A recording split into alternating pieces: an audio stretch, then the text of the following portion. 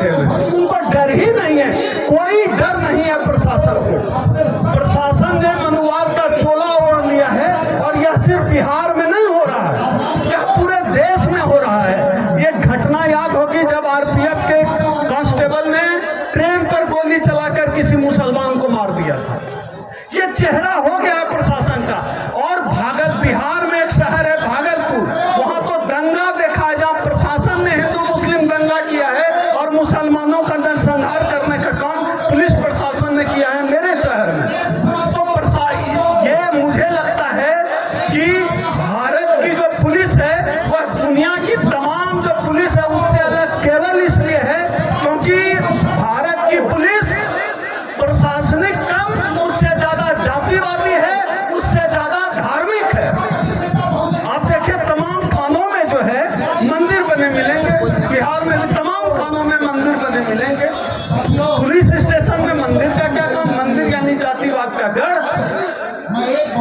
तो पुलिस का जो रवैया है पूरी दुनिया से अलग है क्योंकि भारत की पुलिस धार्मिक भी है, जातिवादी भी है, सांप्रदायिक भी है। गोल्डन दास की गिरफ्तारी हुई है और हिम्मत देखिए। आपको क्या लगता है बिना सरकार के सहमति के किसी को पुलिस गिरफ्तार करके इस तरह के प्रोटेस्ट के मामले में अंदर रख सकती है? इतने दिन कौन सा गुनाह किया है या पुलिस? ये जो भाजपा और जदयू वाले लोग कहते हैं, आप ये बताइए बिहार में जितने भी दलितों के नरसंहार हुए उन तमाम मामलों में तमाम आरोपियों को बाइज्जत बरी कर दिया गया। दलितों का जो फेलोशिप है शेड्यूल कास्ट शेड्यूल ट्राइब का, उसको बंद कर दिया गया। जो SC ST के वेलफेयर के जितने भी स्कीम हैं उसके फंड को डाइवर्ट किया जा रहा है। ये बिहार में हो रहा है।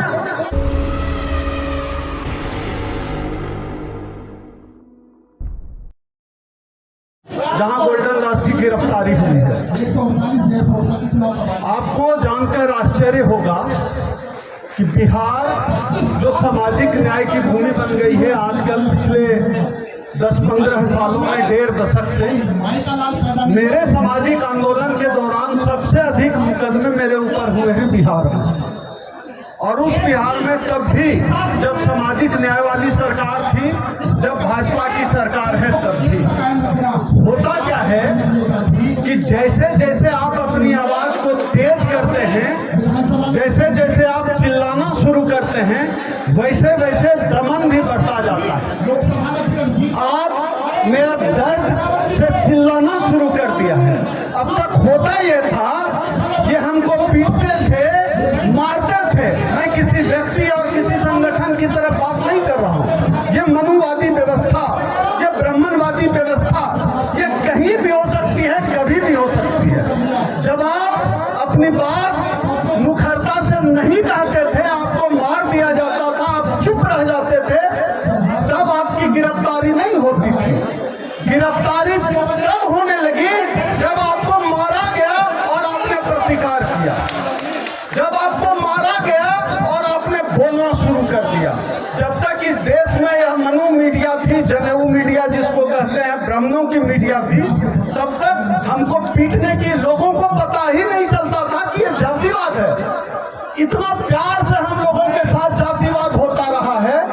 आप गए किसी सवर्ग के यहाँ, किसी मनुवादी के यहाँ, खूब प्यार से कहा रहे बैठ जाओ, और आप जमीन पर बैठ के वो कुर्सी पर बैठा हुआ है, तो मेरा प्यारा आदमी है।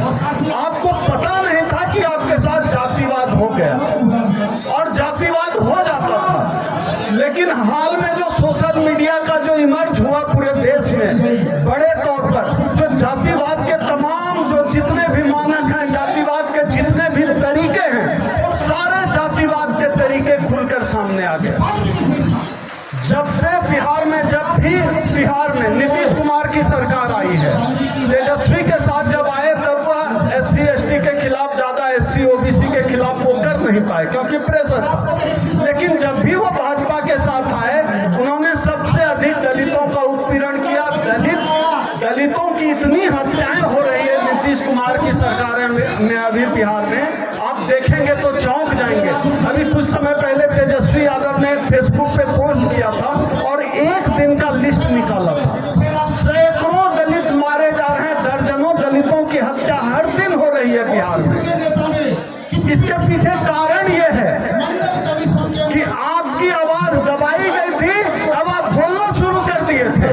बिहार कभी भी दलित आंदोलन का जगह नहीं रहा है, लेकिन अब बन रहा है, अब बन गया है। लोग अम्बेडकरवादी हो रहे हैं, लड़ना भिड़ना शुरू कर दिया है, तो दबाने की कोशिशें भी तेज हो गई है। वहाँ तमाम दलितों पे इतने FIR होते हैं। मेरे साथी, मेरे दोस्त शंभू जी बैठे हुए, याद होगा शंभू जी को, बिहार में भागलपुर में प्रोटेस्ट हुआ था, उसमें जो है दलित महिलाओं पे वहाँ एक SDO था कुमार अनुज, उसने पिटाई की थी, दलित महिलाओं ने प्रोटेस्ट किया, मेरे ऊपर FIR किया और मुझे मुख्य अभियुक्त बनाया, और उस दिन हम दिल्ली में थे।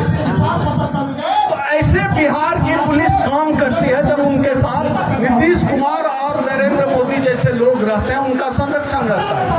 अब क्या है कि वहाँ जितने जातिवादी कुंठित लोग हैं, उनको लग रहा है कि भाजपा जदयू का गठबंधन है, तो लगता है कि उनका राज हो गया है। यही हालत प्रशासन में बैठे लोगों को, प्रशासन में बैठे लोगों को लगता है कि जब सैया कोतवाल तो डर का है, तो हमारे बिहार में बड़ा प्रचलित कहावत है, उनको लगता है कि सत्ता और संसाधन में उनके लोग बैठे हुए, उनको डर ही नहीं है, कोई डर नहीं है प्रशासन को।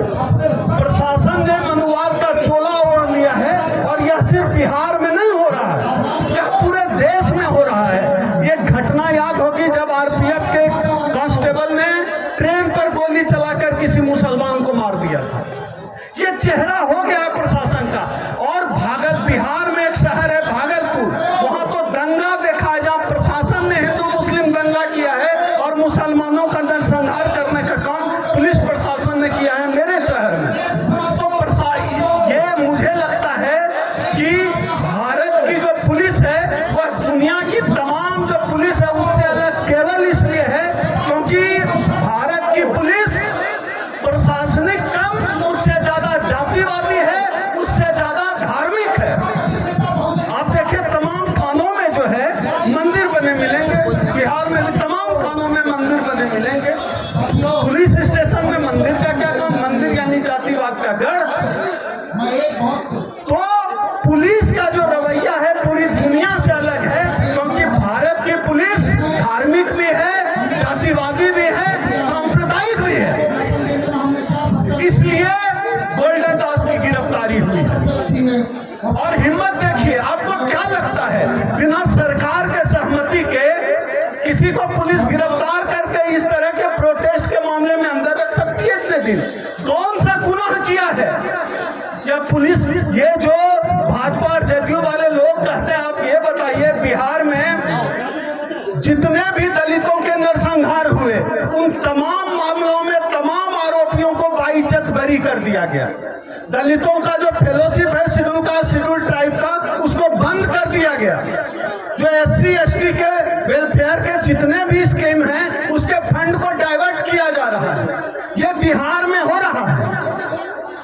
आप समझिए सरकार की नीयत क्या है। सरकार की नीयत ब्राह्मणवादी है, सरकार की नीयत मनुवादी है।